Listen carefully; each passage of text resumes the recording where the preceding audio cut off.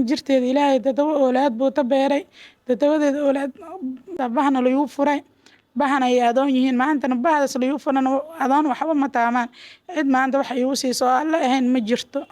Nimco Cabdulaahi waxa ay la ilmeynaysaa oo ay la murugsan tahay ee maanta inta noogu timid xarunteena tiirka bulshada noogu timid si ay idinkee nugula wadaagto xanuunka haya oo ah in caloosheedii weynaatay weliba haddana dhagax noqotay ama waa eerno ama waa buro ilaahay wax kaleeta kama dhigo waa inta ugu fududa markaas qalin lagu samayn karo. waxaan u baahanahay calooshaas in wax laga qabto mana tahoyaado mana taarsado xanuun saaid igu haysaa. gabadhan walaashiina maanta mustaqbalkeeda iyo caafimaadkeeda badbaadiya qofka baahan qof kasta waxaa la cuni karaa laakiin qofka xanuunsan caafimaadkayuu la qaadan karaa ii sheeg walaal. ana walaalday Mustafa maanta la jooda xafiistiisa hadla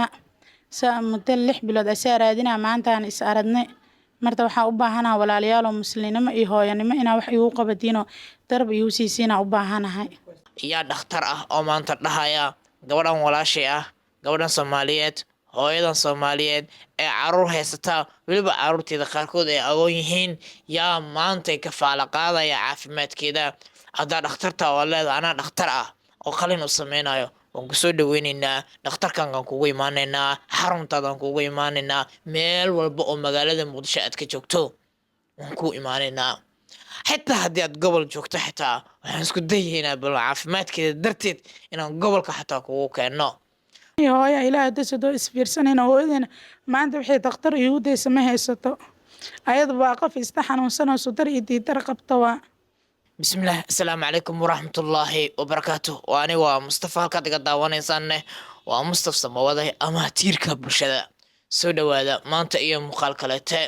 waxaana ilaahay dartiisa idinka codsanaya inaad muuqaalkaas share gareysaan sida ogtay mar walba waxaa idiin soo gudbiyaa muuqaalku ka xanuun badan yahay ama ka muruga badan yahay